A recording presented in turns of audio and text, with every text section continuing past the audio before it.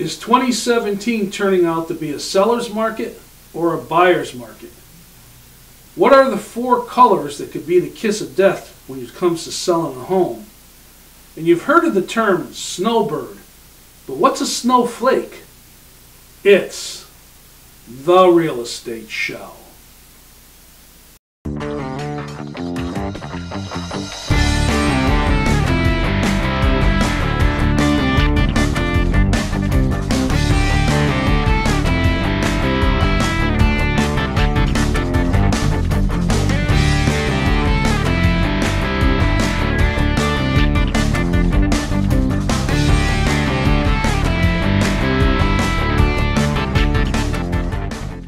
Welcome to the Real Estate Show. My name is Rick Naples. You know, as a realtor, you spend a lot of time doing research, keeping yourself educated on what's going on in the individual marketplaces that you service, what's happening statewide, what's happening nationally.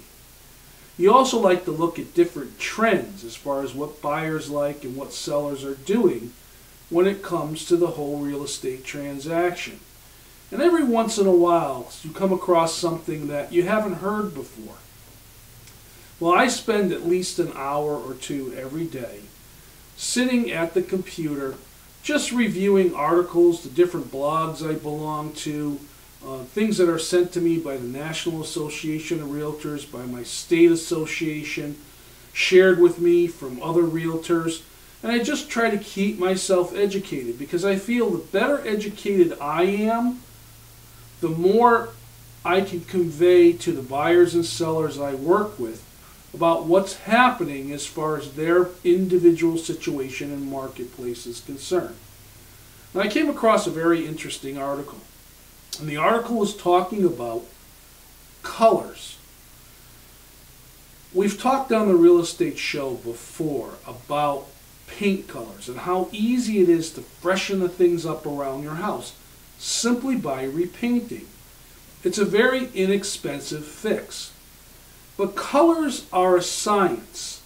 And it turns out, now that they've taken a look at the popular colors over the course of the year, they've narrowed it down to 4 colors that are felt to be deal killers. Now, these are colors that people are either using incorrectly in their homes, or they're just colors that buyers, today's buyers, are not really favorable about. The first one that came up in the article actually shocked me, because one of the things I've said over the years to a lot of my sellers is one of the keys is to neutralize your home. Now, what I mean by that is there are techniques. You know, you get rid of all the personal pictures that are hanging on the wall or any specific artwork. You follow staging techniques of 75% empty spaces. You use lighter colors as opposed to darker colors, and so on and so forth. But the number one color that they cited that's turning buyers off is what's called an eggshell or off-white color. Now, whites are an interesting color to use in a home. They brighten things up and they will make spaces look clean and pristine, but you have to be very careful where you use them. This article was citing that an off-white or an eggshell color might be nice in a living room or even a dining room area if there's woodwork or furniture that offsets the color, but it could be the death of a sale if you use that color in your kitchen. The more traditional pastel colors in the kitchen seem to be the colors that are turning the buyers on. And actually, the number one color for a kitchen came out to be yellow. I thought that was very interesting. The second color that was mentioned in the article was dark brown. Now, I'm sitting in front of a pair of closet doors that are kind of a walnut brown color. So maybe we're looking at this color or a little bit darker. But I think what they meant in the article was the really, really dark brown, like a chocolate brown color. The problem with that is, unless you're using it very sparingly, dark browns give off the wrong vibe to a room. Especially if you're using them incorrectly, like if you're using a dark color in a small room. It's going to make the room feel much, much smaller than what it actually is.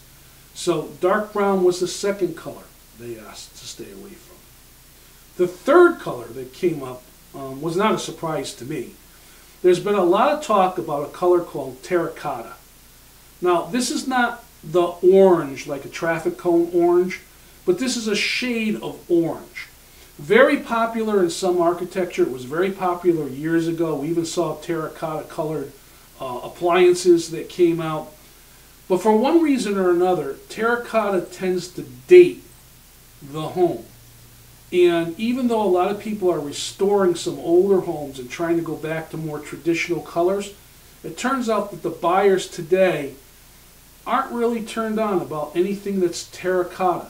Terracotta to them is the color of a clay pot for a plant.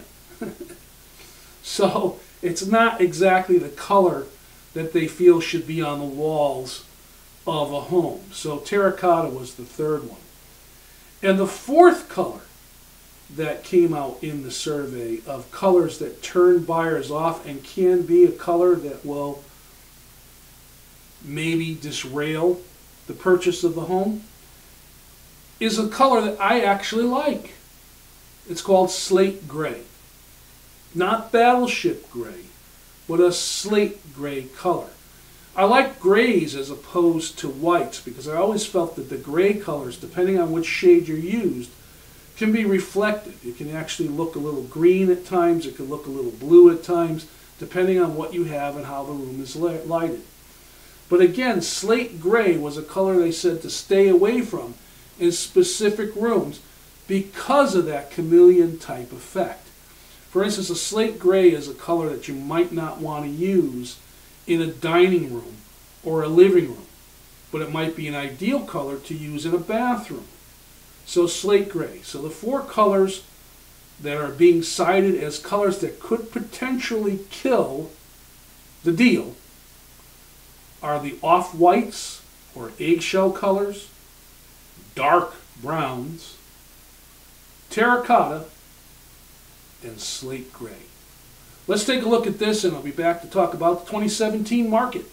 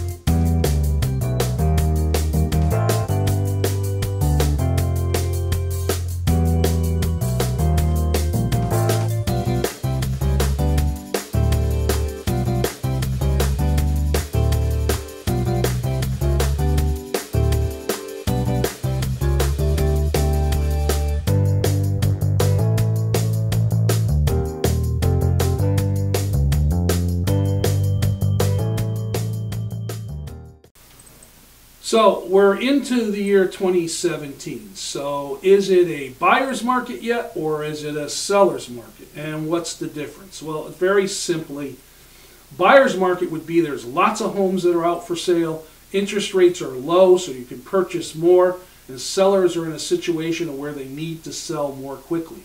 You see a lot of foreclosures, you see a lot of short sales. We had that just a few years ago. Well, things have started to turn around, and the economists are now saying that we are nationally in a seller's market. Seller's market defined as home prices are starting to go up, interest rates are starting to go up, and inventory has started to decrease. So that basically means that there's less out there for you to pick from, and sellers are not in the mood to negotiate as much as they used to be just 1 or 2 years ago. These factors, prices going up and interest rates going up and low inventories, have created what the economists are calling the perfect housing market storm for a seller. It's an opportunity for them to stay to their guns as far as the asking price of their home is concerned, because they don't really need to negotiate that much. Now, is this bad news for a buyer? No, it's not. Every single real estate transaction is a continuing negotiation. So you don't have to worry about it being a buyer's market or a seller's market. It's just that you might not, in a seller's market, find as great as a deal as you would have found should it have been a buyer's market. As I mentioned at the beginning of the show, as a realtor, I read a lot of articles, and I'm always looking at national statistics. National Association of Realtors does a really good job on publishing statistics on what's happening in different areas nationally, what the average price is, how fast houses are selling, what the general mood of the country is as far as the housing market is concerned. And I'm proud to say our local association here in our state does the same thing. They'll look at the different counties through the CTMLS, they'll look at different things that are going on, and they'll also publish reports. One of the things that realtors do to provide a service to their sellers as well as their buyers is try to stay attuned as to what's going on in the local market. Not every market follows what the national or state market's doing. In our state, the state of Connecticut, we have a number of different towns, and it really amazes me how one particular town could be very strong in getting high prices and quick sales on homes, and another town does not. A lot of factors that are involved. The economic situation of the town, the area it's in, the type of homes that are for sale. So when you're in the market to purchase a home, or if you're subsequently going to sell a home, it behooves you to sit down and talk with a realtor, talk about the markets, and get a good idea as to what's going on to see where you're at, because you may not necessarily be in a position where you can demand the highest price and expect to get it in the shortest amount of time. A while back, I had told everybody here on the real estate show that I was going to bring back a segment of the show that I call Story Time with Realtor Rick Naples. And I had stopped the show earlier this year, last part of last year, because I felt I didn't have any more real interesting stories to tell until I had a chance to get out in the marketplace and sell a few more homes and deal with a few more clients, or talk to other realtors out there for their experiences. The story I'm going to tell on this show relates to the real estate transaction and some of the challenges and frustrations, but it's not actually real estate. Here's the way the story goes. I pick up the camera for the real estate show once every couple of weeks, and it's a real simple trip from my home to the Nutmeg television studios to pick up the television equipment and all that goes with it, microphone, lighting, and so on and so forth, and bring that whole setup back to wherever I'm going to film the show. And I've said before on the real estate show, I do a field production, and this is why I pick up all the equipment and take it with me. When the warmer weather comes, I can film from a location someplace, if not necessarily a house, so I have a lot of flexibility. So anyways, I start off from the house on a typical evening to go in and pick up the camera. And I have a target time, an exact time that I want to be at the television station in order to pick up the camera, because I had an appointment that night and I wanted to make sure I had plenty of time to get the camera and bring it home and not leave it locked up in the car. I wanted to make sure it was safe at my house. So I leave the driveway and I'm driving down the first stretch of road, and I come up to the first traffic light, no big deal. I stop at the traffic light and I'm watching the clock and okay. Start off, get to the second traffic light, it turns red, I stop. Get to the third traffic light, it turns red, I stop. I'm thinking to myself, okay, this is getting ridiculous now. 3 lights in a row and I've hit all the reds. That usually doesn't happen. Well, I'm going to tell you folks, there are a lot of lights between my home and Nutmeg Television. And this particular day, the light gods were against me because I hit every single red light. So by the 4th or 5th red light, I was getting quite tense and very much frustrated because I had a plan. I knew where I wanted to be and what time I wanted to be there, and I kept getting this unexpected stop. I mention that because it relates to the real estate transaction. Sometimes when you're going through the real estate transaction, you know what steps you're supposed to take, but along the way, you may have an unexpected thing that stops you, and you have to take a moment in order to move on to the next step. Finally, get to the last major traffic light. This is a long one. This traffic light is notorious for building up lots of traffic because it's a main intersection. And it's one of those traffic lights. You stop at the red light, you're in a line of traffic, and it turns green, and you're kind of praying that everybody in front of you go, go, go, go, go. Because you know as soon as you get up to the light, it's going to turn red. Well, guess what? It turned red on me. So now I not only have to wait in the line of traffic because it was red the first time, I catch it red before I can even go through it. Now I'm getting really tense. But I'm consoling myself knowing that once I get on this main road, it's only 2 more quick turns to the television station, and the main road is pretty clear. Traffic travels very well on this main road. It's non-congested. There isn't a lot of turn-offs. It's like 1 or 2 traffic lights. It should not be that bad. Get on the main road, and I'm starting to feel myself relax because now I'm on my way. I'm going to make up some time here. I get stuck behind a school bus. And this school bus drops off a child just about every single block. Okay, all the red lights, finally think I'm on my way. Now I'm dealing with the school bus. Stop, go, stop, go. All my tension and frustration is coming back again. Again, this is not letting me get along the pathway. As I said, I'm relating this story to a real estate transaction. Even though you think you got everything under control, something may appear that kind of sidewinds you a little bit and causes things not to happen as an even flow as they should have. I finally get to the final turn, or the next to the final turn that I need to take in order to get to the television station. So I put my blinker on and I turn onto the road. Dead stop. The road's blocked off. There are traffic cones and police officers, and I see utility trucks up in the distance. Apparently some power lines and a tree, because of a storm we just had fallen across the road. So the road's blocked off. Okay, I'm going to have to take a detour here, and the detour is going to be substantial. It's going to be at least 20-25 minutes out of my way to go all the way around. I mean, I got to literally cut through Farmington, Avon, and Simsbury to get to the other side of the road I need to get to in order to turn down the street to get to the television station. Ugh! Now I'm really frustrated, but trying to stay positive, realizing there's always a workaround. I calm myself down and I decide to turn and get back onto the main road. I'm sitting there at the main road, which is very, very busy. There's a lot of traffic going down this road, and it's car after car after car.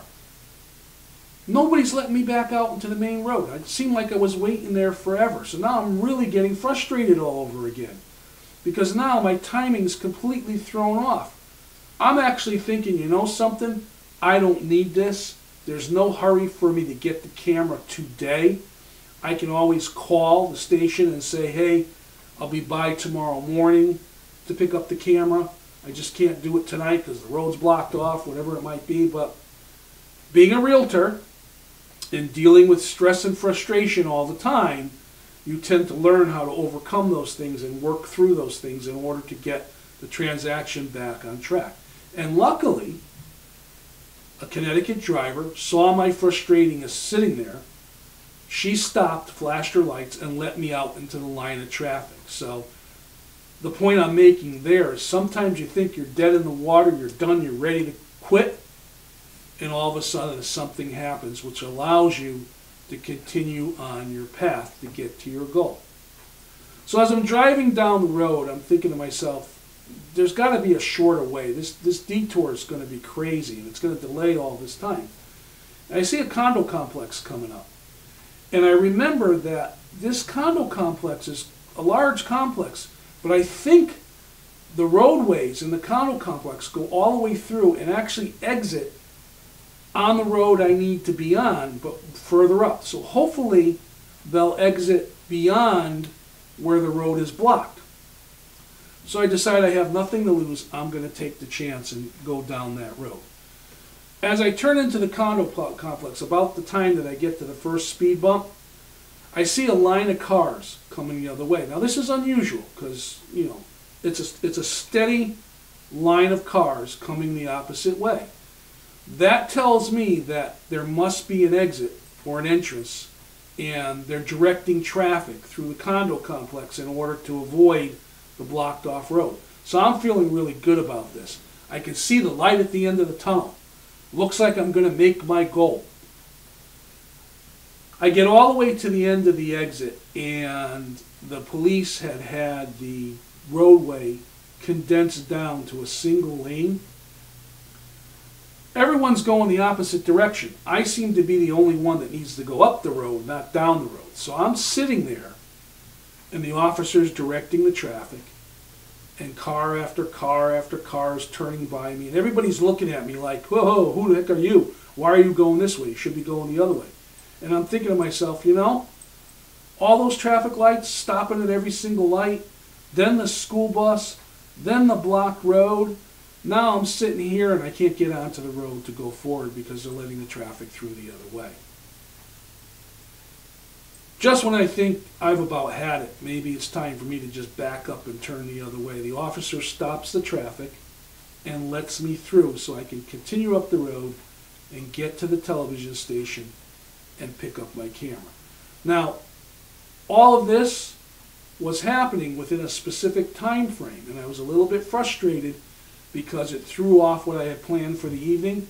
So I did end up traveling with the camera in the car. I didn't get a chance to bring it home. I lost that time period. But I guess the point of this story is simply that in a real estate transaction, you're going to come across different challenges. There's going to be many red lights that stop your deal. There's going to be unexpected things like a school bus getting in your way. There's going to be a completely off-the-wall reason why the house can't close, like the road being blocked. But there's always a way to work around it, negotiate around it. You need to work with your realtor, stay the course, stay patient, and you will eventually get to your goal of closing on a home.